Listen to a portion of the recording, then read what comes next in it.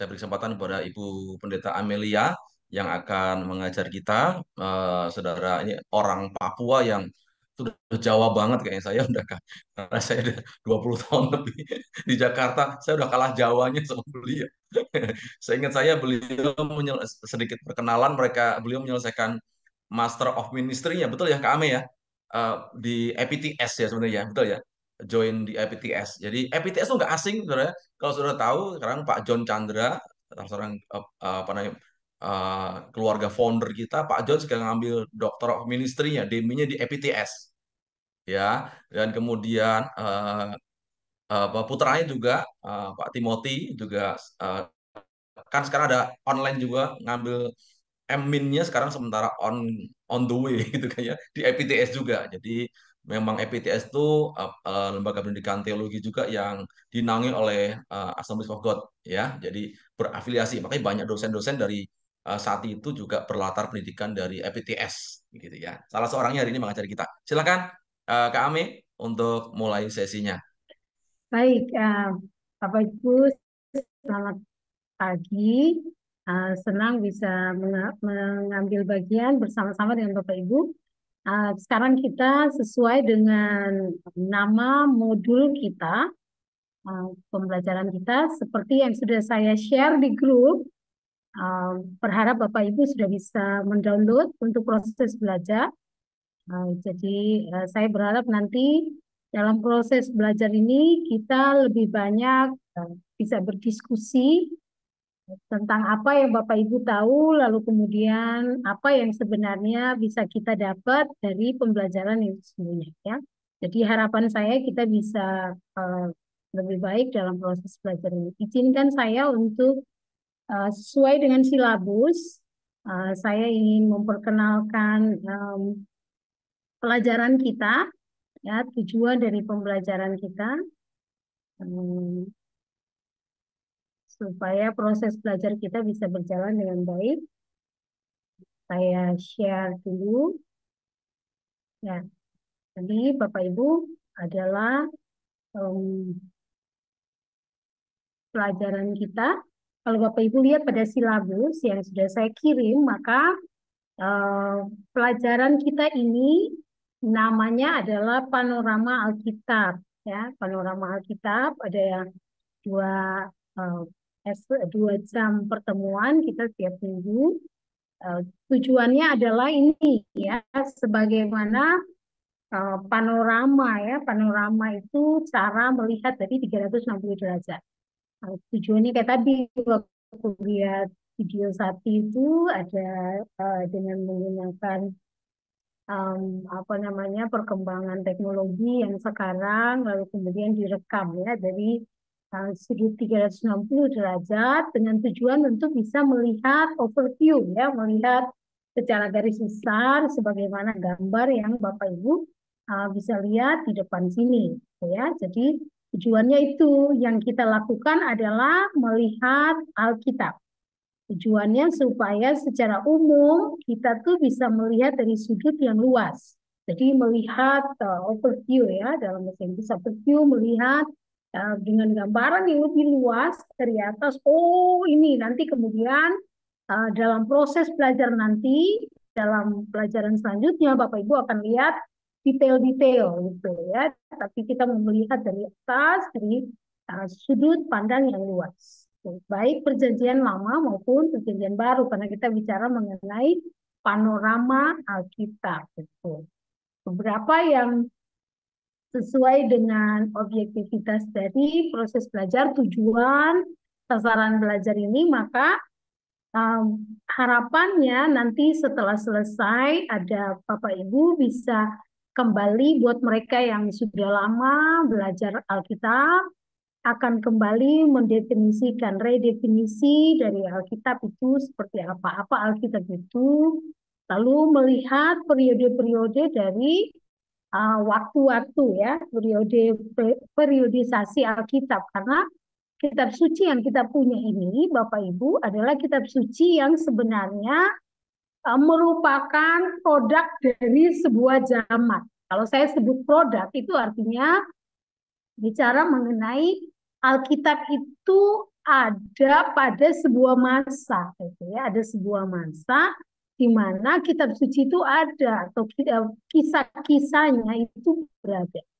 Ya, terjadi kisah-kisahnya itu terjadi itu ada ada waktunya dan ada periodenya. Ya, jadi itu yang nanti kita lihat supaya kita punya gambaran yang umum. Oh, ternyata kalau kita ngomong masa pembuangan, maka kita ngomong tentang masa ini gitu. Kalau kita bicara mengenai kedatangan Yesus dalam perjanjian baru, kita bicara mengenai periode yang lain, gitu ya. Jadi tujuannya nanti itu. Lalu yang lain tujuan dari pembelajaran kita adalah kita bisa lihat penulis kitab suci itu ya, termasuk di dalamnya struktur mereka bagaimana secara garis besar sebuah tulisan di dalam kitab suci itu um, dibagikan. Apa kepentingannya? Kalau kita tahu nanti kita akan waktu kita sharing firman Allah kita akan tahu, oh pada waktu Rasul Paulus ngomong di Roma pasal 8, apa yang sebenarnya menjadi background pembahasannya gitu. Hal-hal semacam itu muncul karena memang ada struktur yang dimaksud. Ya, jadi ada struktur pembagian kitab suci gitu. Lalu ada juga tiap-tiap bagian dari kitab suci itu, ya bagian dari kitab suci, dia punya tema-tema utama, ya tema-tema utama yang sebenarnya membuat setiap kitab itu berbeda dengan kitab yang lain, karena ada sasaran, ada maksud dari tiap-tiap kitab. Lalu juga bagian lain yang akan kita lihat, overview yang kita lihat secara dengan cara panorama adalah bagaimana letak geografis secara umum baik dalam masa perjanjian lama maupun masa perjanjian baru. Lalu keunikan serta kesatuan Alkitab. Bahwasannya Alkitab itu walaupun dia kalau kita gambarkan oh ada dari Kejadian sampai Wahyu, tapi sebenarnya ada satu benang merah, ada satu tujuan utama kenapa kitab suci atau Alkitab itu ditulis. Ya, itu tujuannya dari proses kita belajar. Lalu Bapak Ibu, kalau Bapak Ibu lihat pada silabus, maka dalam tugas nanti khusus buat mereka yang akan mengambil kredit mata kuliah, maka saya sudah mencantumkan pada silabus tugasnya seperti apa, ya tugas yang mesti dibuat dan saya sudah mencantumkan, memberikan kepada Bapak Ibu di grup contoh tugasnya, lalu apa yang diharapkan di situ termasuk format penulisan dan lain sebagainya. Nanti kita akan ambil waktu khusus buat mereka yang belajar yang mengambil kredit atau mengambil SKS mata kuliah ini modul ini nanti akan bersama saya akan beri waktu tidak sekarang supaya kita bisa belajar dulu jadi tidak frustasi dengan tugas lebih dulu tapi kita maju saja dulu dalam proses belajar lalu kemudian kita bisa tertolong ya itu nanti saya akan bahas dulu. Nah secara garis besar dalam pertemuan kita ya pertemuan kita kalau saya tidak salah berarti kita akan ada hari ini saya akan sampai jam 11 lalu dilanjutkan Pak Erik tanggal 22 juga sama tanggal 5 Agustus ya dan 12 Agustus ya dalam khusus tanggal 5 nanti karena 29 tanggal 29 Juli saya tidak saya berhalangan untuk bisa mengajar maka tanggal 29 itu Pak Erik akan mengajar full lalu saya akan mengambil kesempatan untuk mengganti waktunya di tanggal 5 Ya, jadi tanggal 5 Agustus itu akan sepanjang hari Bapak Ibu bersama dengan saya. Semoga tidak pegel, tidak jenuh bersama dengan saya. Betul. Ya, jadi uh, garis besar dari apa yang akan kita bahas, sebagaimana ada di silabus, ada pendahuluan, lalu definisi kata Alkitab, periode-periode utama dari Alkitab, lalu struktur pembagian pada serta penulis kitab suci, lalu kategori topik-topik utama dari 39 kitab di dalam Alkitab, letak geografis, ya keunikan serta refleksi. Nah, itu yang akan Bapak Ibu dapat sepanjang proses pertemuan kita dan 4 kali ya. Kali yang 1 kali itu menjadi full ya. Oke, mari kita lihat yang saya maksud, yang saya gambarkan dengan apa yang akan kita pelajari sebagai bagian dari panorama Alkitab. Nah, Bapak Ibu, kalau Bapak Ibu perhatikan 360 derajat atau panorama Alkitab yang kita akan lihat adalah bagaimana kita memahami Alkitab Bible di dalam timeline-nya. Alkitab di dalam garis waktunya. Jadi di dalam garis waktunya, apa yang terjadi di dalam setiap bagian waktu itu, lalu kemudian dari Bible timeline, dari garis besar, dari gambaran waktu-waktu di mana kitab suci itu ada, kita akan mendapati bahwa setiap bagian dari kitab suci itu punya kisah-kisah tersendiri. Perjanjian Lama misalnya, dia menceritakan bagaimana Allah yang berencana untuk Allah yang menciptakan dunia, lalu umat manusia, kita tahu Adam dan Hawa jatuh ke dalam dosa, tetapi kemudian Allah menyatakan rencana keselamatan. Ya, kalau kita bicara rencana keselamatan dari Perjanjian Lama, ya Allah merencanakan itu dengan istilah yang biasa dipakai proto Injil. Ya, permulaan Injil dalam Kejadian pasal yang ketiga, ya, Kejadian pasal 3, ayatnya yang ke-15. Allah akan mengadakan permusuhan dengan iblis, ya, keturunan perempuan itu. Nah, rencana keselamatan itu kemudian oleh Allah dinyatakan melalui bangsa Israel. Allah memanggil lebih dulu Abraham, gitu ya, memanggil leluhur Israel, Bapak Abraham, lalu kemudian Ishak dan Yakub, lalu kemudian dari Yakub muncullah 12 suku Israel. Allah memilih bangsa Israel menjadi umat yang kemudian nanti akan menyatakan keselamatan Allah. Proto Injil itu ternyata orang Israel gagal, lalu kemudian Allah menyatakan dirinya datang ke dalam dunia, berkemah, kata kitab Yohanes, ya, mengambil bagian diam di antara kita. Lalu dia adalah Yesus Kristus, yang adalah Allah sendiri, yang berkemah, tinggal, yang merupakan Allah yang Immanuel, gitu ya, yang dekat dengan kita itu, yang beserta berjalan bersama kita. Nah, lalu kemudian itu muncul di dalam Perjanjian Baru. Nah, kisah-kisahnya itu yang kemudian setelah Yesus mati, para murid melanjutkan, lalu kemudian pertobatan Paulus dan kitab suci dengan banyak kitab-kitab dari 13 dari kitab Perjanjian Baru ditulis oleh Rasul Paulus ditambah dengan murid-murid yang lain. Nah, Bapak Ibu, inilah yang sebenarnya menjadi sudut pandang yang luas yang perlu kita ketahui, yang merupakan gambaran mengenai Alkitab kita, ya, baik Perjanjian Lama maupun Perjanjian yang baru. Nah, pertanyaan utama tadi yang sudah saya ajukan adalah, terus kemudian apa yang kita lihat? Gambar besar apa tadi yang sudah saya bicarakan? 360 derajat, gambar besar dari yang kita lihat adalah bicara mengenai kasih Allah.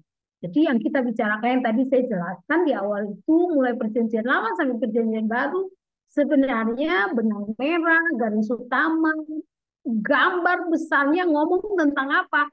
Semua waktu ya, urutan waktu, proses waktu dengan masing-masing tokoh dalam baik dari perjanjian lama sampai kepada perjanjian baru, semuanya bicara mengenai kisah yang sama, yaitu bicara mengenai God's love story. Kisah kasih Allah kepada manusia. Allah yang penuh dengan kasih, yang oleh perjanjian lama dinyatakan manusia telah berdosa itu, lalu kemudian Allah menyatakan kasih rencana keselamatannya, yang kemudian dalam perjanjian baru kita tahu dengan kehadiran Yesus yang kemudian mati disalib buat menebus dosa manusia, tapi kemudian bangkit pada hari yang ketiga, naik ke surga lalu memberi kuasa yaitu Roh Kudus untuk orang-orang percaya. Jadi sepanjang kitab suci kita yang kita sedang soroti, gambar besar yang kita soroti adalah apa? Kisah kasih Allah. Ini yang kita sedang lihat. Kita sedang melihat surat cintanya Allah kepada manusia yang terjadi di setiap periode waktu, mulai dari perjanjian lama sampai kepada perjanjian. Jadi kira-kira begitu Bapak Ibu yang akan menjadi pokok pembahasan kita sepanjang proses belajar kita, khususnya untuk modul panorama kita. Nah, kitab suci kita yang kita punya itu adalah kitab suci yang kalau kita bicara mengenai kanon ya, mengenai standar yang diterima sahih ya, yang diterima sah sebagai kitab suci, khususnya buat kitab Protestan, karena kita gereja-gereja Pentakosta masuk di dalam wadah Protestan itu, kita mempercayainya 66 kitab, ya, berbeda dengan saudara-saudara kita Katolik. Nanti kita akan lihat pembahasan bagian itu, tapi izinkan saya untuk bicara lebih dulu bahwa kita memiliki 66 kitab. Ya, 66 kitab yang kita percayai, 39 perjanjian lama, 27 perjanjian baru. 1189 pasal, 31.171 ayat, dan 658.540. Nah, supaya semuanya hafal, semuanya bisa ingat, katanya kan belajar yang seru ya, belajar yang asik. Oke, karena begitu, Bapak Ibu boleh ikut saya. Mau di-unmute boleh, tidak juga nggak apa-apa, tapi izinkan saya untuk mengajak Bapak Ibu. Tolong diingat dulu Alkitab. Kalau saya bilang Alkitab, semuanya akan bilang 39 PL, 27 perjanjian baru. Alkitab 39 PL, 27 PB. Boleh bilang sama-sama? 1, 2, 3. Alkitab 66 kitab, 39 PL, 27 PB. Enggak. Dengar aku suaranya, boleh. Suaranya dulu, suaranya. Biar enak, dihafal dulu. Ini harus belajar begitu kan, belajar katanya belajar yang seru lah. Di saat ini belajarnya seru. Oke. Coba ya, kita coba. Nah, kita coba ya. Oke, siap. Nah, dilihat dulu, nggak apa-apa kok, nggak apa-apa. Ini nggak ujian tapi perlu. Oke, siap ya. Oke, Alkitab 66 kitab 39 PL, 27 PD. Nah, itu dulu. Sama-sama Alkitab 66 kitab 39 PL, 27 PD. Oke, berikut. Ya, berikut. Langsung. Nah, ini mulai. Ya, lalu yang berikut adalah pasal. Ya, jadi tadi sudah kitabnya. Lagi kita tambah ya. Tadi kalau kita bilang Alkitab, semuanya bilang 66 kitab, 39 39 PL, 27 27 PB, PB. 1189 pasal. Pasal. Wah, hafalan itu sudah hafal sampai tutup-tutup mata, luar biasa ini. Wah, ini serius nih belajarnya ya. Oke, kita tambah satu-satu ya. Oke, Bu Meti ketawa ya, ada apa-apa Bu kita belajar ya. Oke, kayak anak sekolah minggu, nggak apa-apa, karena standar paling awal itu dari belajar adalah menghafal. Ayo, coba. Yo, Alkitab, 66 kitab, 39 PL, 27 PB, 1189 pasal. Nah, Bapak Ibu, ada intonasinya tuh penting. 1189 pasal. Kenapa? Karena itu akan membantu ingatan kita. Oke, kita ulang satu-satu lagi. Alkitab 66 kitab, 39 PL, 27 1189 pasal. Nah, coba tepuk tangan buat kita. Udah pasal nih. Nah, udah pasal. Yang berikut ya, ayatnya berapa? 31.171. Nah, intonasinya seperti itu. 31.171 ayat. Nah, oke ya, kita tambah-tambah sedikit-sedikit. Alkitab 66 kitab, 39 27 PB, 1189 pasal, 31.171 ayat. Nah, sekarang yang terakhir 659.545 kata. Yuk, sama-sama. 658.545 kata. Oke, kita bisa tambah semuanya dari kitab sampai dengan kata. Nah, kelihatannya serius ya. Oke, semua Pak Valen sudah sambil hafal-hafal. Oke, ya, baik. Sambil tutup mata boleh juga. Oke, siap ya.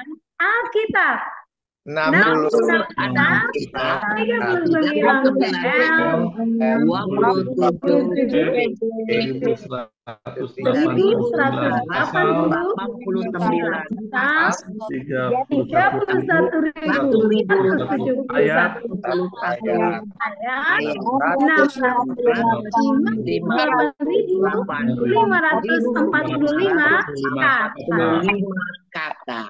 Tepuk tangan, keren. Oke, jadi tiap kali saya bilang Alkitab, semuanya sudah harus bisa hafal, ya, sudah bisa mengatakan. Nanti kalau rame-rame begini nggak bisa, bisa. Nah, sudah bahasa roh itu ya. Jadi semoga bisa diingat ya, Bapak Ibu. Jadi luar biasa ternyata semua bagian yang kita sebut di dalam 66 kitab sampai kepada kata itu ya 658.545 kata itu di dalam kitab suci bicaranya satu tentang apa? God's love story. Kisah kasih Allah kepada manusia. Apa yang dicatat dari perjanjian lama di dalam periode waktunya dengan tokoh-tokohnya di dalam durasi waktu yang cukup lama, dengan budaya kitab sucinya masing-masing, dengan letak geografis yang sangat berbeda dari tiap-tiap kejadian itu, semuanya bicara yang sama, bicara mengenai kasih Allah bagi dunia. Nah, ini penting buat kita yang melayani. Kita harus ingat waktu kita bicara tentang pelayanan, kita harus ingat yang kita bicara itu adalah kitab suci, dan kitab suci katakan itu adalah tentang kasih Allah yang luar biasa.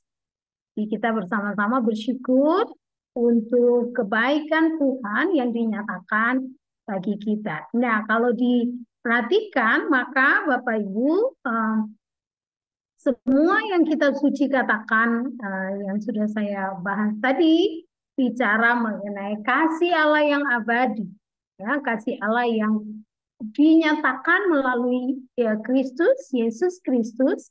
Dia adalah ketika penciptaan manusia jatuh ke dalam dosa, Allah menebus dengan rencana keselamatannya yang dibicarakan dari perjanjian lama proto Injil itu, lalu sampai kepada akhir zaman. Ya, jadi semua yang kita akan bahas sepanjang proses belajar kita ini adalah bagian yang bicara mengenai kasih Allah yang besar. Nah, saya mau berhenti sebentar untuk memberi kesempatan kepada Bapak Ibu membuat refleksi. Apa yang Bapak Ibu yang cukup menolong Bapak Ibu ketika tahu bahwa semua bentuk, semua perjalanan sejarah kitab suci, semua pembahasannya sebenarnya bicara satu, yaitu tentang kasih Allah begini. Apa yang Bapak Ibu temukan dengan kebenaran ini? Silakan yang membuat Bapak Ibu terkagum dengan pengetahuan yang baik ini untuk Bapak Ibu. Silakan kalau ada tanggapan, saya persilakan. Ada yang mau menanggapi?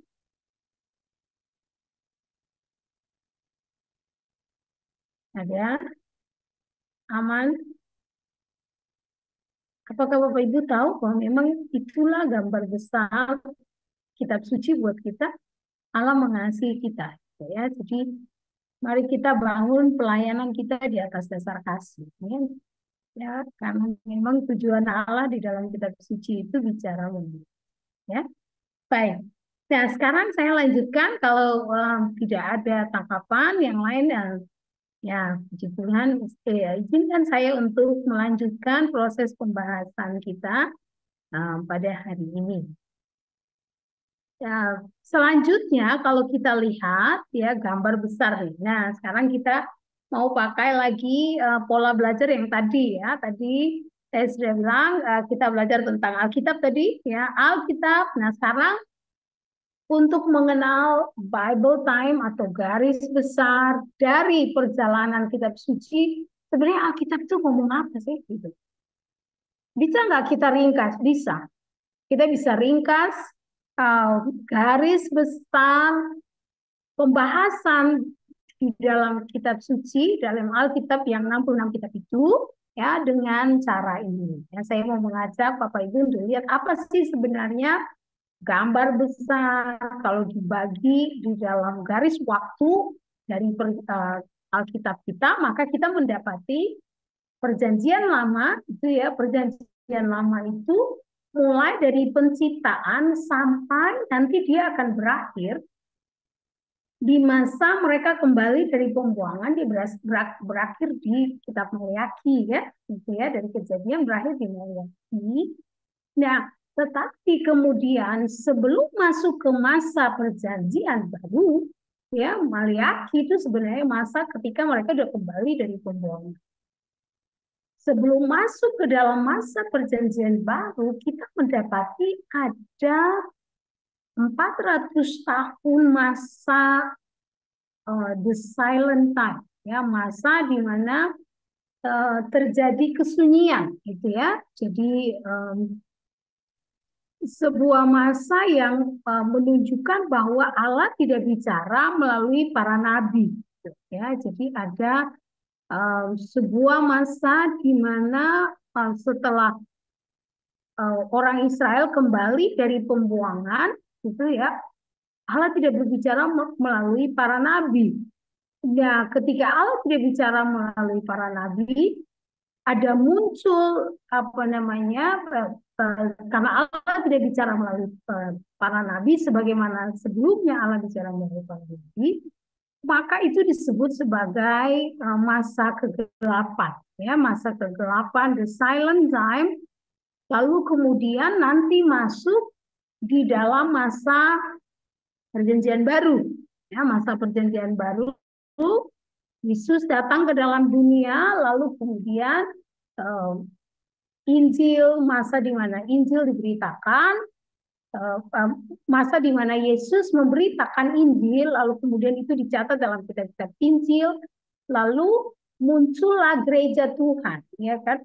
Setelah Kristus naik ke surga, Roh Kudus turun memenuhi para murid di loteng Yerusalem, lalu mereka memberitakan Injil dan orang-orang mulai percaya kepada Kristus, dan masa itu disebut dengan masa gereja hingga sampai kepada perjalanan misi oleh Rasul Paulus dan teman-teman, mulai adanya gereja-gereja Tuhan di Asia kecil, dan akhirnya nanti kepada masa yang akan datang. Nah, Bapak Ibu, karena itu saya mau mengajak kita untuk menghafal, ya, menghafal lagi supaya kita ingat. Kalau tadi kita sudah menghafal Alkitab, sekarang kita mau menghafal Bible timeline, gitu ya.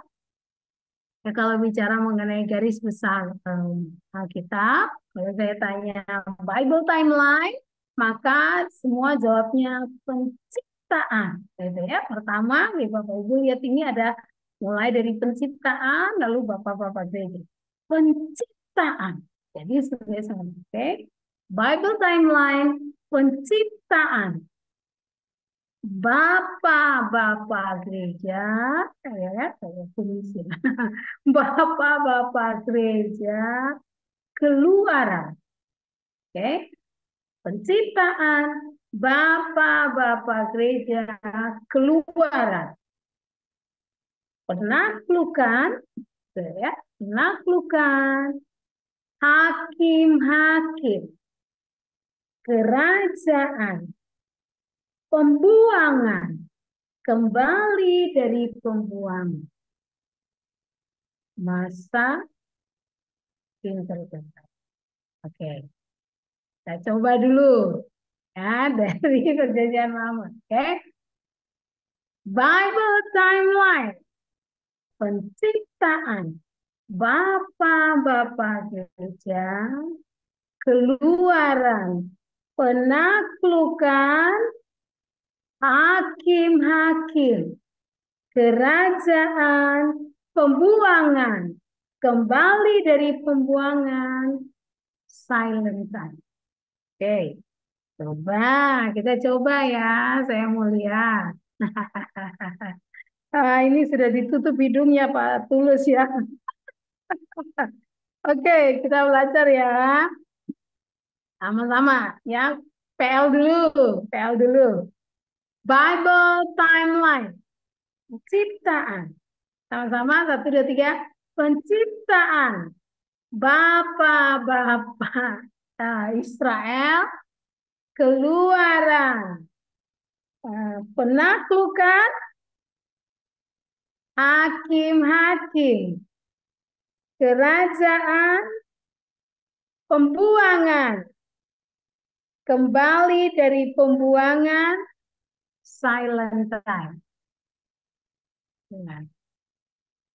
Pak Valen ini hafalnya sambil tutup mata, keren. Oke, kita coba lagi ya. Bible timeline, penciptaan, bapak-bapak Israel, keluaran, penaklukan, hakim-hakim, kerajaan, pembuangan, kembali dari pembuangan, silent time. Oke, seneng ya. Nah, Pak Yustandi juga udah mulai hafal tuh ya. Pak Susanto setelah ini bisa diajarin di sekolahnya, Pak. Bisa diajarin sama sisanya ya, Pak. Oke ya. Lagi kita ulang yang PL dulu, nanti karena PB-nya lebih gampang ya, karena PL lebih panjang. Oke. Bible timeline, penciptaan, bapak-bapak Israel, keluaran, penaklukan, hakim-hakim, kerajaan, pembuangan, kembali dari pembuangan, silent time. Oke, yang berikut setelah silent time, apa itu? Gospel kan? Yesus datang. Injil. Ya, gini. Injil, gereja, lagi. Silent time, Silent time. Injil, Injil. Gereja. gereja, misi, nah, gitu ya. Misi, masa yang akan datang. Oke, ya. Wah, keren banget, tepuk tangan buat kita. Keren, keren, keren. Oke. Ulang ya, kita coba. Oke. Bible timeline. Penciptaan. Bapak. Bapak-bapak Israel keluaran. Sorry, penaklukan. Penaklukan, hakim-hakim, Hakim-hakim, kerajaan, pembuangan. Kembali dari pembuangan, silent silent time, Time. Injil, gereja, Misi. misi, Masa yang akan datang. masa yang akan datang. Wah, keren, keren, keren. Tepuk tangan buat Bapak Ibu yang luar biasa. Ya, jadi kalau nanti ditanya, Alkitab itu apa sih? Gampang. Penciptaan. Bapak-bapak gereja. Karena itu menggambarkan isi Alkitab, benar nggak? Bapak Ibu pernah membayangkan saya bisa menghafal seluruh kisah di Alkitab? Ya ini caranya. Ini caranya melalui panorama Alkitab. Jadi apa sih sebenarnya seperti tonggak-tonggak dari kisah penting di dalam kitab suci itu ya yang kita pelajari. Pak, kelihatannya Bu Meti masih semangat. Yuk kita coba lagi ya. Bu Meti tuh kayaknya masih hafal. Setelah ini bisa ngajarin anak sekolah minggu. Wah, ini ada bahan nih, besok minggu ngajarin anak sekolah minggu nih. Bisa tahu ya kitab suci. Yuk, mari kita sama-sama ya. Oke. Bible timeline, penciptaan. Bapak-bapak Israel, keluaran, penaklukan, hakim-hakim, kerajaan, pembuangan, kembali dari pembuangan, silent time, Injil, gereja, misi, masa yang akan datang. Wah, sip. Dah, wes ya nanti. Nah, kalau sudah tahu gambar besar ini, nanti waktu kita belajar, lalu Bapak Ibu bisa tahu apa sebenarnya yang dibicarakan oleh kitab suci. Nah, izinkan saya untuk membaginya ya. Sekarang kita lihat dari gambar besar ini Bible timeline kita mendapati, oh apa sih sebenarnya yang terjadi dari tiap-tiap bagian itu. Ada kisah apa di situ. Berapa waktu yang diperlukan, ada siapa aja, masuk di kategori mana saja dari Alkitab, kisah-kisah itu. Nah gambar besarnya adalah ini Bapak Ibu. Rentang waktu khusus untuk perjanjian lama, tadi yang kita bicara mulai dari penciptaan. Nah, di dalam penciptaan, waktu Allah menciptakan alam semesta, kalau Bapak Ibu lihat di dalam kisahnya sampai dengan 2200 sebelum Masehi. Jadi kalau kita bicara perjanjian lama, maka kita bicara mengenai kalau pakai periode waktu, maka dia pakai periode waktu sebelum Masehi. Dan dia akan mundur ya semakin kecil kalau ke sini Bapak Ibu ya, bukan semakin besar. Beda dengan tahun Masehi. Kalau sebelum Masehi dia semakin ke sini semakin kecil angkanya ya, maksudnya waktunya itu, rentang waktu. Nah, kalau Bapak Ibu lihat penciptaan alam semesta, ada Allah memanggil Bapak Israel ya yang bernama Abraham ya, pemanggilannya. Nah, di kisah di Alkitab sebenarnya disitulah masa di mana kisah Ayub diceritakan. Sebenarnya kisah mengenai Ayub itu terjadi ya waktu Abraham itu dipanggil. Jadi Ayub itu walaupun letaknya kalau di dalam kitab suci kan dia ada di antara dia ada di kitab-kitab apa itu hmm, nah, aduh bentar. Ya, kitab-kitab aduh, bentar. Wait. Sebentar ya nanti. Ah, ya bersama dengan Yesaya itu ya. Tetapi kalau Bapak Ibu perhatikan kejadiannya itu ada di masa periode dari ketika Abraham dipanggil. Lalu seperti tadi kita bilang setelah penciptaan ada masa setelah pemanggilan Abraham, ada periode bapak-bapak Israel, leluhur-leluhur Israel, ya, yang Abraham, Ishak dan Yakub itu.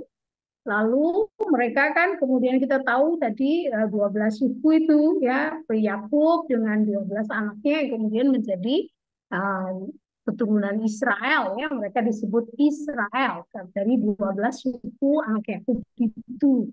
Ya, lalu mereka dibawa ke Mesir, kita tahu kisahnya, lalu kemudian dalam penderitaan yang cukup banyak, lalu kemudian Allah mengutus Musa untuk membawa mereka keluar dari tanah Mesir. Lalu mereka di dalam perjalanannya, kalau Bapak Ibu perhatikan, mereka masuk ke tanah Kanaan, ya, di daerah tanah Kanaan, lalu kemudian setelah itu proses penaklukan tanah Kanaan berakhir, mereka sudah sampai di tanah Kanaan, tapi kemudian muncul satu bangsa yang generasi yang tidak mengenal Allah, maka perjuangan mereka masuk kepada masa periode hakim-hakim, ya, para hakim karena bangsa Israel menjadi jahat dan lain sebagainya. Kemudian mereka dizolimi oleh bangsa-bangsa di sekitarnya. Padahal mereka sebenarnya ada di tanah Kanaan, ya, tanah yang dijanjikan Tuhan bagi mereka. Tapi sayangnya kemudian karena mereka meninggalkan Tuhan, maka bangsa itu dijajah oleh bangsa-bangsa sekitarnya, lalu mereka merindukan untuk mempunyai kerajaan sendiri, seorang raja yang memimpin mereka. Maka dari masa hakim-hakim kita tahu kemudian mulai muncul kerajaan, ya, kerajaan Israel, ya, pertama oleh Saul, tapi kemudian kan kerajaan Israel mulai pecah menjadi dua nantinya, ya, dalam prosesnya pecah menjadi Israel bagian utara dan selatan. Di dalam masa periode raja-raja itu apa namanya, ada banyak nabi-nabi yang bicara tentang keadaan mereka yang cukup rusak. Lalu kita tahu pertama kali kelompok yang kerajaan Israel bagian utara dengan 10 suku itu dibawa ke pembuangan lebih dulu, nanti baru kemudian 2 suku di bagian selatan, ya, kerajaan yang Yehuda itu barulah ke pembuangan. Nah, lalu setelah itu, setelah masa pembuangan di masa Persia, media Persia itu, kemudian mereka dikembalikan, ya, kembalikan ke diizinkan untuk kembali ke Israel, kembali ke tanah Kanaan, ya, tempat di mana Allah berjanji kepada mereka, ya, dari masa pembuangan. Lalu di dalam setelah masa pembuangan itu Allah tidak berbicara melalui para nabi, maka disebut sebagai masa intertestamental atau the silent time, ya, jadi masa ke-8. 430 tahun itu, ya, jadi itu menjadi akhir dari masa perjanjian lama. Lalu masa perjanjian lama, kita tahu bahwa di masa ini, di masa intertestamental ini, yang masa antar perjanjian, itu ada muncul kerajaan-kerajaan besar, ya, media Persia dikalahkan oleh Yunani, kerajaan Yunani, yang kemudian oleh kerajaan Yunani itu dibuatlah atau Heleniskan segala budaya. Jadi semua budaya pada masa itu dijadikan budaya Yunani, termasuk bahasa Ibrani, itu semua mendapat pengaruh dari budaya Yunani pada masa itu. Nah, setelah Yunani dikalahkan, kemudian Yunani dikalahkan oleh kerajaan Romawi, dan kerajaan Romawi itu kemudian menjadi masa di mana rentang waktu perjanjian baru itu dimulai. Ya, kemudian Yesus lahir hingga pada masa sampai kepada pelayanan para murid, pertobatan Paulus, dan masa di mana gereja Tuhan itu terserak sampai kemudian jemaat menjadi diaspora, lalu apa namanya terjadi kanon kitab suci ya setelah masa rentang waktu perjanjian baru. Ada kanon kitab suci yang kemudian bentuknya kita punya kitab suci seperti yang sekarang. Ya, sampai di sini ada pertanyaan, tanggapan lebih dulu, dan biasanya sih kita istirahat dulu 5 menit karena setelah itu baru kita mulai. Monggo kalau ada tanggapan, pertanyaan dari Bapak Ibu sebelum kita istirahat sebentar. Ya, shalom Ibu. Ya, Izin. silakan. Ya, sebelumnya saya perkenalkan diri saya. Ya. Saya Kelo Salama dari TMC Gajah Mada. Nah, saya ikutin penjelasan tadi. Yang pertama yang saya penasaran ini di grafik yang pertama tentang hadirnya Ayub ini. Nah, tadi penjelasan Ibu bahwa sesuai dengan grafik ini, Ayub berada dalam satu masa Abraham.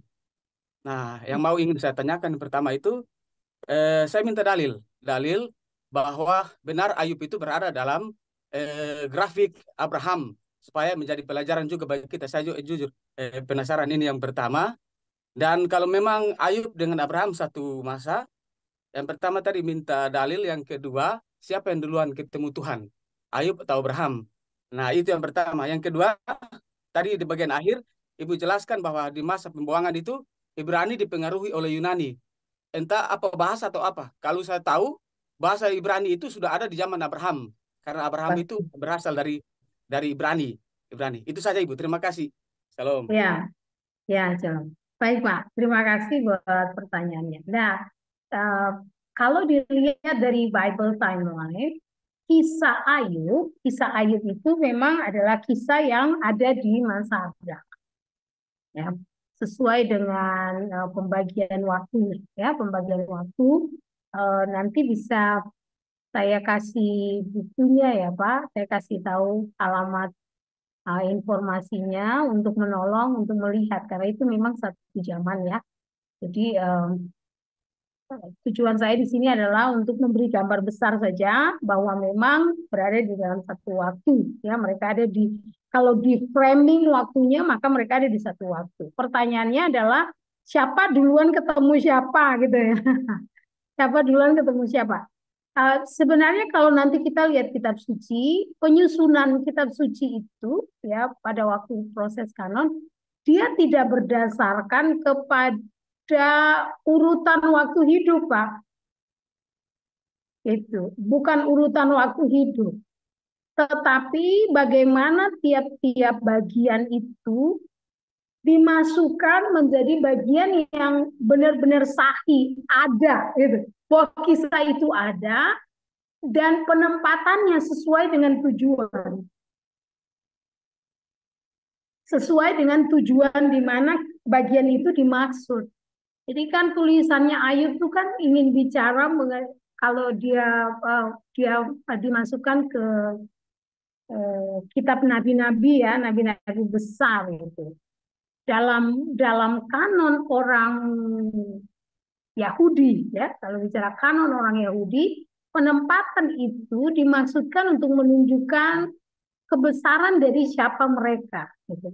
Jadi termaksud Ayub itu semua bicara mengenai nanti waktu kita bahas nanti ya Pak, waktu bahas tiap-tiap bagian, lalu kita menemukan kenapa ada kitab nabi-nabi besar gitu. Kategorial itu dibuat untuk apa? Nah, termaksud Ayub di dalamnya. Lalu siapa duluan? Nah, persoalannya bukan siapa duluan, Pak. Bahwa penempatannya Abraham ditaruh sebagai tokoh dari Bapak Israel itu. Karena kalau ditanya kepada saya siapa yang duluan, kelihatannya memang harus dibuat, ditelusuri lebih mendalam. Jadi saya tidak mau memberi klaim apa-apa untuk itu, tapi secara garis besar, sesuai dengan tujuan panorama kitab suci yang kita belajar, panorama kitab, kita melihat, bisa framing, oh ini sebenarnya kisahnya terjadi di mana, kenapa kemudian ditaruh di sini, tujuannya untuk apa. Sama dengan nanti waktu kita belajar perjanjian baru. Oh ya, nanti waktu kita belajar, nah apa sih sebenarnya kanon kitab suci? Nah, kanon itu artinya, kanon itu seperti pengukur. Kayak kita bilang kayak garis. Garis pengukur untuk menyatakan mana standar yang sah, yang diterima sebagai bagian kitab suci dan mana yang tidak.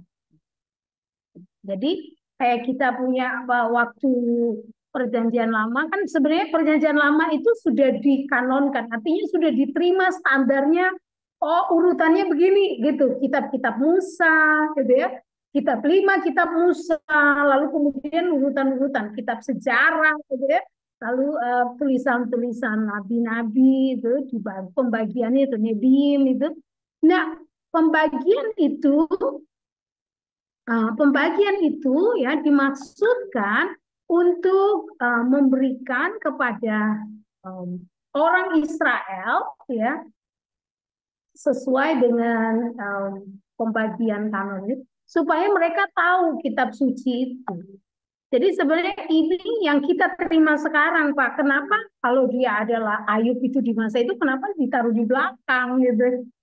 Nah, ya karena tujuan dari kanon itu supaya orang melihat gambar dari tulisan kitab suci. Dan sekali lagi, di dalam keterbatasan orang-orang yang menyusun kanon, khususnya perjanjian lama, sebenarnya Allah turut kerja di situ. Pembagian-pembagian itu tujuannya supaya memberi gambar yang utuh buat kita tentang kasih Allah. Contoh, saya mau teruskan ke perjanjian baru nih. Semua dari perjanjian lama kanonnya itu kan berakhir di Maliaki, ya kan? Susunannya itu kan Kejadian sampai Maliaki. Lalu kemudian kenapa di perjanjian baru dimulai dari Matius? Padahal Matius itu dia sendiri bukanlah kitab yang pertama ditulis dalam perjanjian baru, Pak. Yang paling tua justru 2 Tesalonika.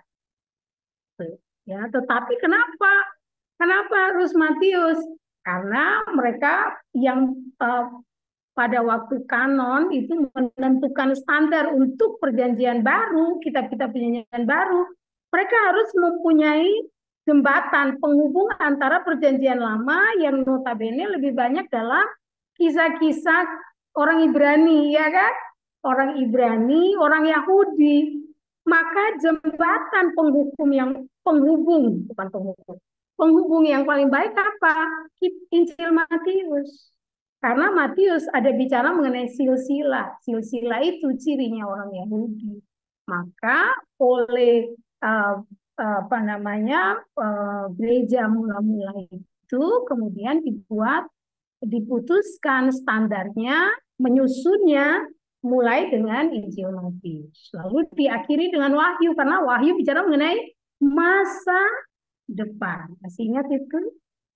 Nah, begitu.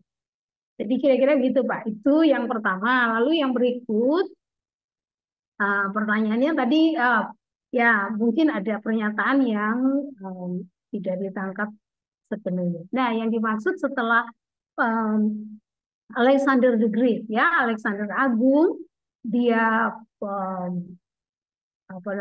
menguasai mengalahkan Media Persia, lalu dia berkuasa pada masa itu dalam masanya, dan kemudian dia membuat apa yang disebut dengan Hellenis, meyunanikan segala sesuatu, budaya, segala sesuatu, ya budaya, bahasanya, ya, kehidupan sehari-hari. Nah, yang paling banyak terpengaruh tuh bahasa, Pak. Itu sebabnya semua orang pada masa itu akhirnya berbahasa Yunani. Nah, karena semua berbahasa Yunani, maka satu-satunya cara untuk bisa belajar Alkitab pada masa itu, khususnya kan waktu itu cuma ada Perjanjian Lama, Pak. Nah, sementara Perjanjian Lama ditulis dalam bahasa Ibrani, supaya orang bisa belajar bahasa Alkitab Perjanjian Lama, maka pilihannya karena mereka pakai bahasa Yunani, mereka Alkitab Perjanjian Lama harus diterjemahkan ke dalam bahasa Yunani. Nah, yang kita sebut dengan Septuaginta. Begitu, Pak. Jadi mungkin ada kalimat yang tidak pas di situ, saya jelaskan maksud saya.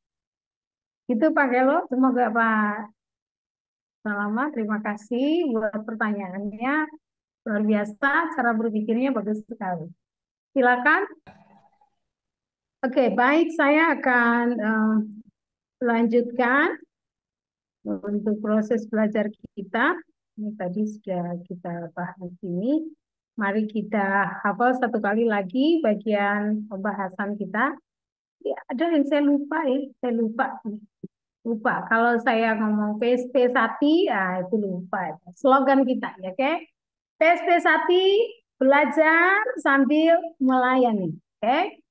Lagi, PSP Sati, belajar sambil melayani. Lagi, PSP Sati, belajar sambil melayani. Oke, sekarang kita mau hafal Alkitab kita lagi, ulang.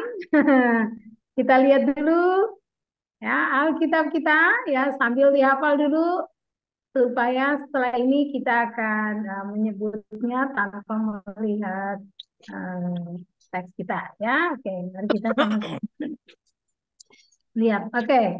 Kalau kita bilang mengenai Alkitab kita secara statistik, Alkitab 66 kitab, 39 PL, 27 PP, 1149 pasal, 31.171 ayat, 658.545 kata. Oke. Nah, Bapak Ibu, dari semua bagian dari kitab suci kita ini, seperti saya katakan, kita sedang melihat 360 derajat ya panorama kitab suci kita. Semuanya bicara mengenai satu bagian, yaitu yang satu cerita besar kisah kasih Allah. Mulai dari kitab Kejadian sampai dengan kitab Wahyu. Nah, pertanyaan penting, terus mengapa kita harus belajar? Mengapa kita perlu memahami panorama Alkitab? Nah, pastinya seperti kita katakan, saya katakan dari awal, kita ingin belajar dari berbagai sudut pandang secara luas. Jadi mau melihat gambar besar kayak tadi waktu bicara Bible timeline, penciptaan gitu ya, sampai masa yang akan datang, kita sedang belajar dengan cara yang lebih luas. Jadi melihat secara luas dari berbagai sudut pandang. Alasannya kenapa harus panorama Alkitab? Karena memang kita menyadari ada ketidaklengkapan metode pembelajaran firman dewasa ini. Kadang-kadang cuma lihat pecahan-pecahan bagian-bagian, tapi bagian-bagian kecil tidak melihat yang utuh. Nah, tujuan kita lihat yang utuh dulu ya, seperti kita mau pergi di sebuah hutan. Kayak tadi lihat videonya saat itu ada gambar dari atas tuh ya. Jadi gambar yang lebih luas, lalu kemudian kecil-kecil itu lihatnya, kemudian turun dan melihat yang bagian-bagian kecil. Tujuannya begitu. Pertama kali Bapak Ibu mendapat sudut pandang yang luas dulu. Oh, Alkitab itu begini, kisahnya adalah setelah ini. Nah, setelah itu Bapak Ibu pelajari bagian-bagian yang detail, bagian-bagian kecil. Juga karena kita ingin menyatukan semua kepingan-kepingan kisah, ya pasal-pasal dari seluruh kitab suci. Ya, kita menyadari bahwa di dalam kitab suci itu ada budaya, ada ada sejarah, ada istiadat, kondisi geografis yang sangat berbeda dengan yang kita punya sekarang.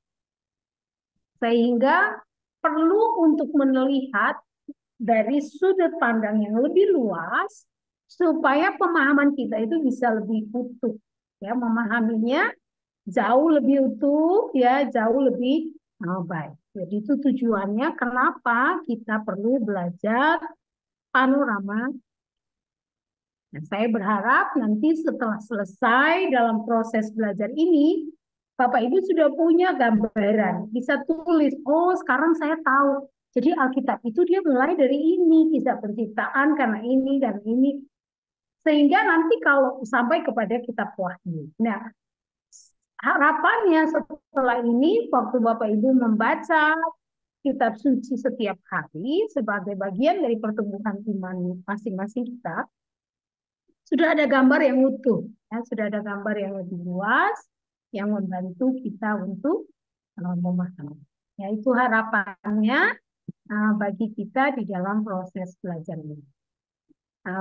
Sekarang kita mau masuk ke bagian yang berikut, yaitu bagian yang di definisi kata. Silakan Bapak Ibu lihat dari bahan yang sudah saya kasih sebagai bagian untuk Bapak Ibu bisa belajar, ya.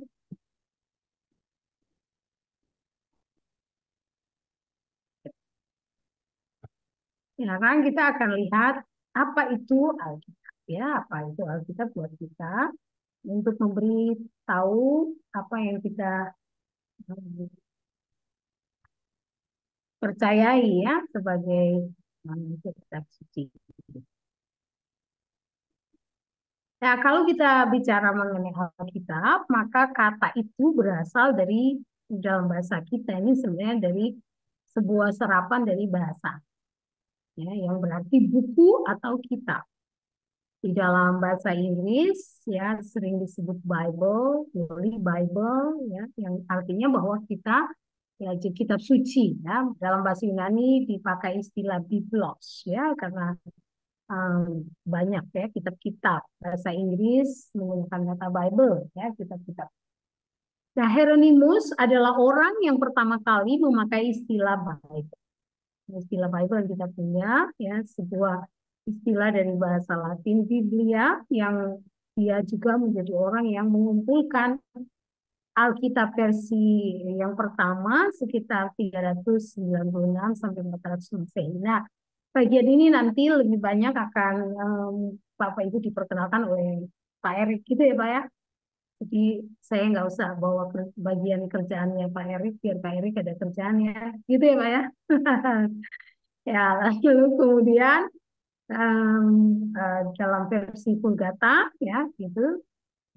Kitab suci yang kita punya ini, ya, dalam bahasa Ibrani menggunakan istilah Jabat dan Yunani menggunakan Biblia atau Logos, ya, firman. Dalam bahasa Latin biasanya mereka sebut dengan verbo. Makanya kalau saudara lihat yang kebanyakan dipakai istilah-istilah sekarang lebih banyak istilah Latin, ya, yang dipakai untuk tulisan atau kitab suci, istilah bagi kitab suci. Kalau kita bicara mengenai Alkitab, kita sebenarnya sedang bicara mengenai kumpulan dari kitab-kitab, ya, naskah yang sebenarnya lebih dahulu kalau kita lihat Perjanjian Lama itu naskah yang kebanyakan, ya, atau naskah milik orang-orang Yahudi, ya, atau kelompok mereka, itu, ya, disebut dengan Yudaisme. Jadi lebih dulu yang Perjanjian Lama itu kan sebenarnya kalau kita bicara itu orang Yahudi, ya, milik orang Yahudi, itu bagian yang kumpulan kitab yang dipegang, yang dipercayai, yang dipelihara. Jadi orang Yahudi itu penjaga, mereka adalah penjaga kitab suci Perjanjian Lama.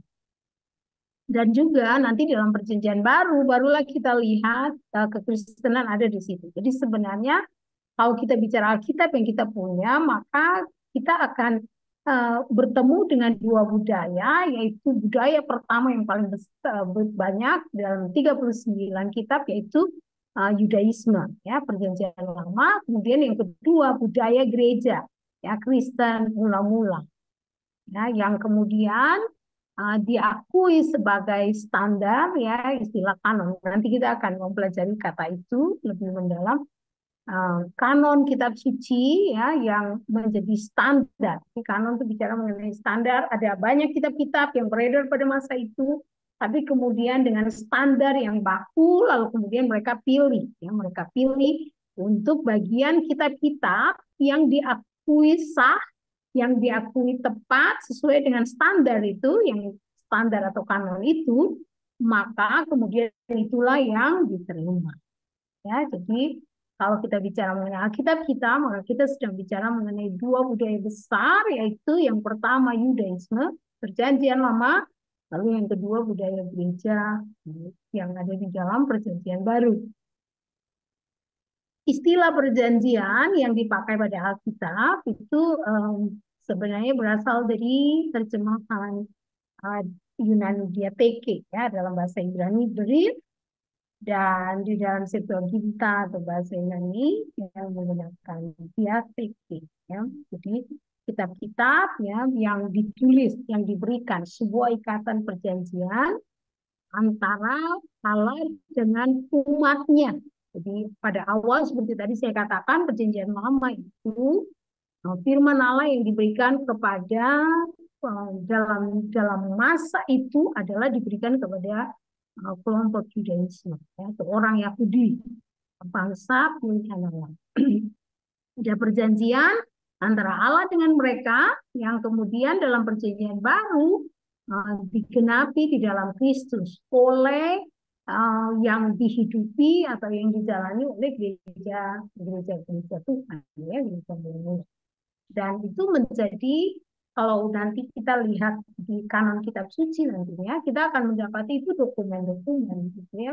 Jadi kitab-kitab suci, isi dari kitab-kitab suci itu adalah dokumen, ya, dokumen-dokumen dasar yang kemudian dipilih oleh gereja, dipilih oleh konsili gereja khususnya untuk perjanjian baru, dipilih yang kemudian ditetapkan dengan standar yang mereka berikan, lalu kemudian diterima sah. Oh, ini yang diterima, ya, secara umum oleh kita gereja-gereja Protestan, ya, yang kategori Protestan, yang berbeda jumlahnya dengan saudara-saudara kita Katolik.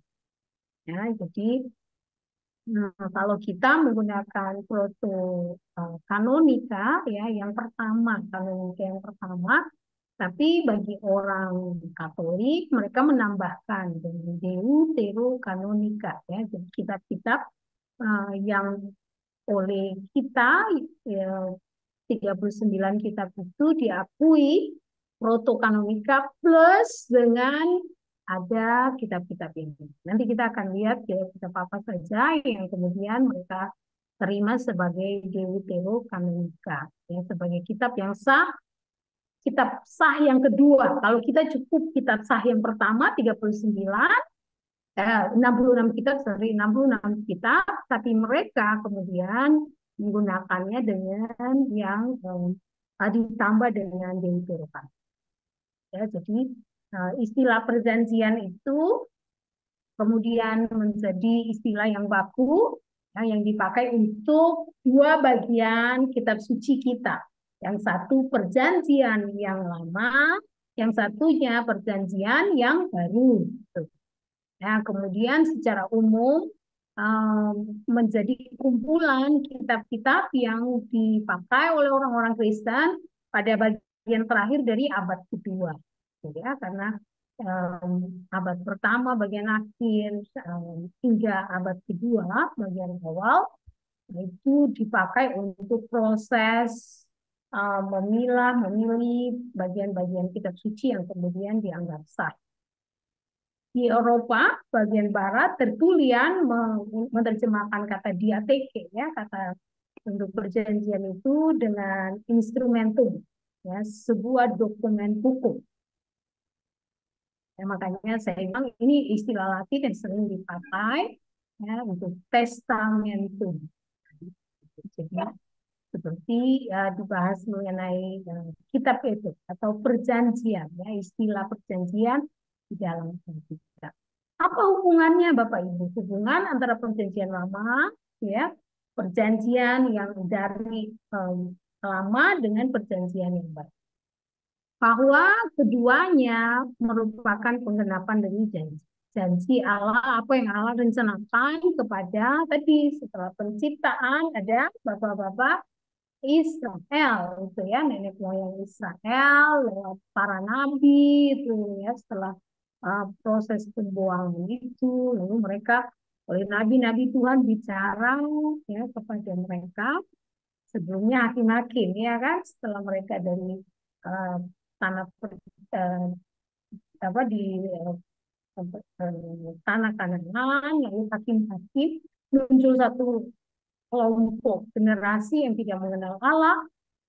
Lalu Allah mengangkat nabi-nabi, hakim-hakim untuk menjadi orang-orang yang bicara atas nama Allah. Tapi kemudian mereka ingin sekali punya kerajaan. Nah, di masa kerajaan itulah kemudian nabi-nabi bicara atas nama Allah. Nah, di dalam proses itu ya, yang Allah bicarakan dalam perjanjian lama itu lebih banyak bicara mengenai rencana Allah untuk menyelamatkan.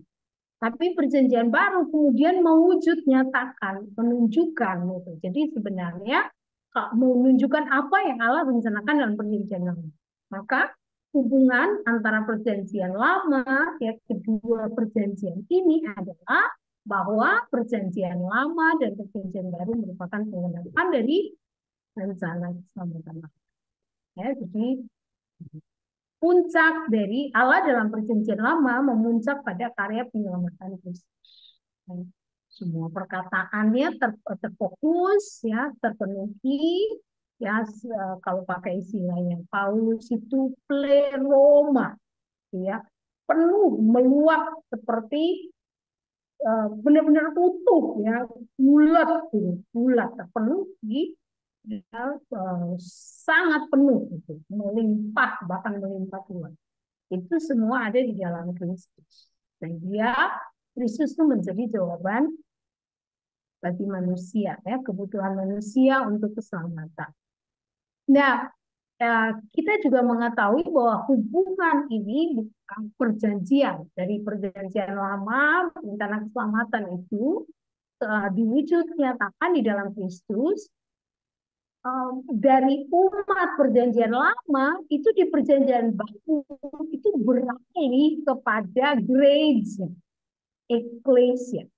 Ya, ini semua kita ya yang melayani, Bapak Ibu yang melayani di dalam gereja Tuhan perlu menyadari ini, bahwa gereja Tuhan itu sebenarnya kesinambungan dari umat perjanjian yang ada dari perjanjian lama.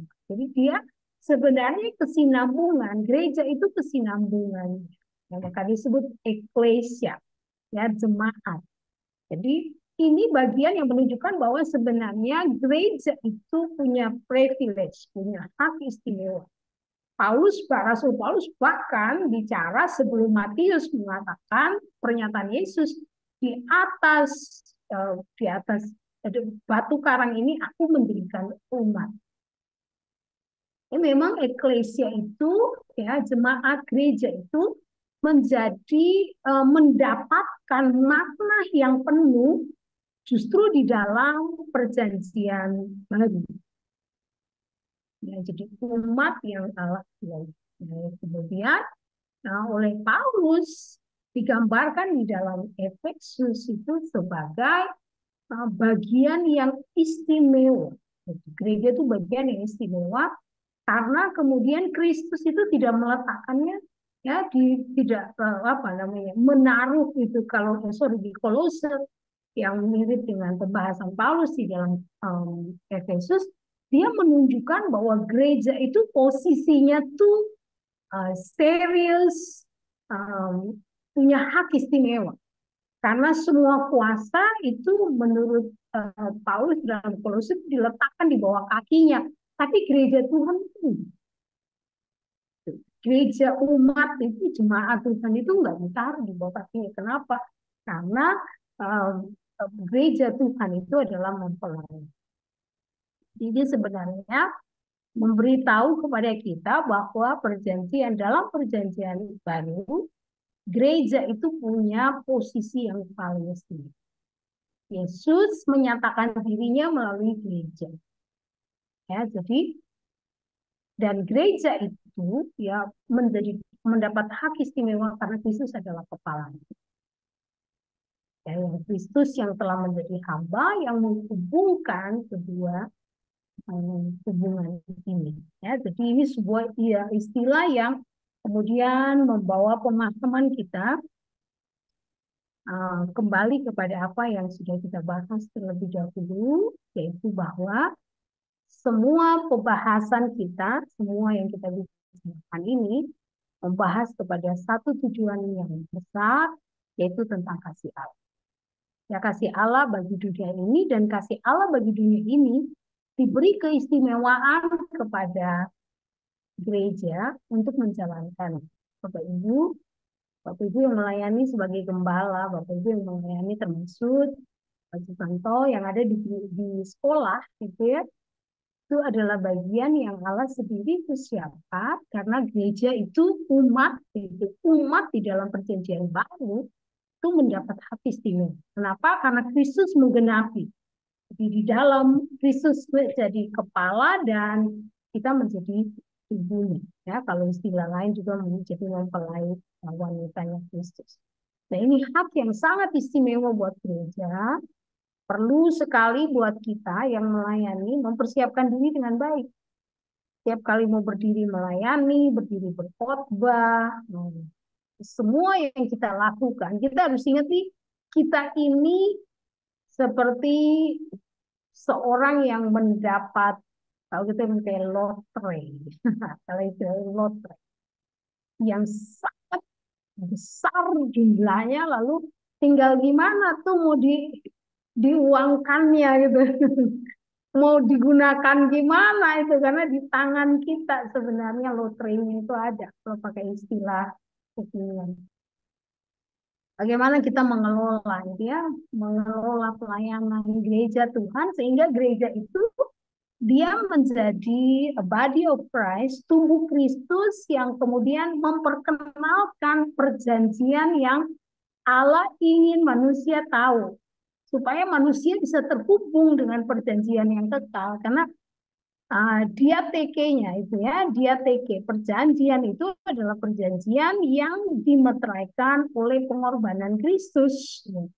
Nah, cinta kasihnya yang sangat besar, maka tugas kita itu melayaninya sungguh-sungguh, gitu. Melayaninya benar, melayaninya dipersiapkan dengan baik, termasuk belajar ini, gitu. Ya, belajar ini adalah bagian dari menunjukkan kesungguhan kita sebagai orang-orang yang diberi hak istimewa sebagai gereja. Makanya Sakti juga hadir dengan program PSP ini mempersiapkan Bapak Ibu semua kaum di mana saja yang melayani menjadi bagian dari pelayanan gereja yang berdaya. Ya. Oke, PSP Sakti belajar sambil melayani. Oke. Sampai sejauh ini ada tanggapan dari Bapak Ibu. Silakan, Pak Susanto. Ya, Ya, Pak. terima kasih Bu penjelasannya. Mantap, luar biasa. Pertanyaan saya sederhana saja Bu. Tadi Ibu sudah singgung juga mengenai perbedaan Alkitab kita Protestan dengan Katolik, gitu ya. Kan sebagaimana kita tahu bersama bahwa pada mulanya kan sama, gitu ya. Nah, setelah masa reformasi itu barulah ada apa ya? Ada yang sepertinya tanda kutip dihilangkan gitu. Sehingga seperti yang kita sekarang ini, gitu. Yang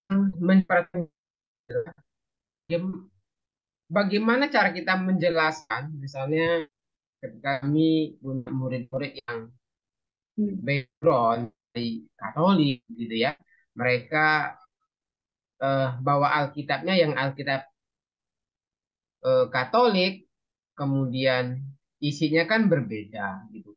Nah, bagaimana cara kami menjelaskan secara sederhana supaya mereka juga mengerti, yang Kristen mengerti, yang dari siswa Katolik juga bisa mengerti, gitu ya, supaya tidak ada misalnya semacam nanti Alkitabnya Katolik salah atau hal yang lain lah barangkali, sehingga semuanya bisa dipahami. Memang ada perbedaan memang, dia masih hal yang sama gitu.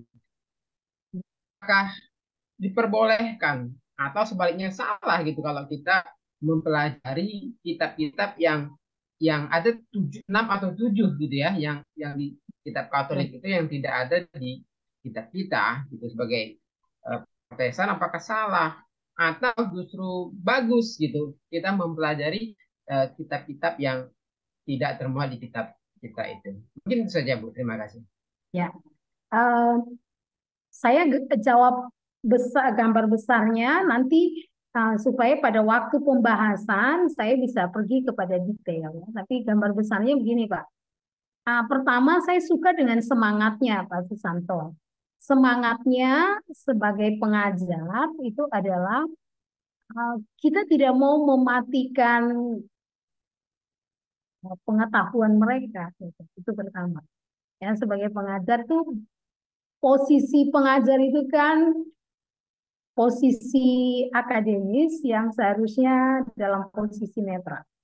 Netral itu apa sih, Pak? Netral itu dalam arti gini, kita memberi informasi, kita memberi tahu. Jadi tujuannya tidak untuk memberi penghakiman kepada mereka, karena kalau sudah sampai kepada penghakiman, nah kita mempersulit mereka, gitu ya, menyulitkan. Sebenarnya kalau mereka tuh mereka tahu, Pak, mereka tahu. Jadi semangat ini buat kita semua. Semangat yang kita tahu datang ketika mendekati saudara yang berbeda dengan kita. Semangatnya itu adalah semangat untuk menunjukkan penghargaan.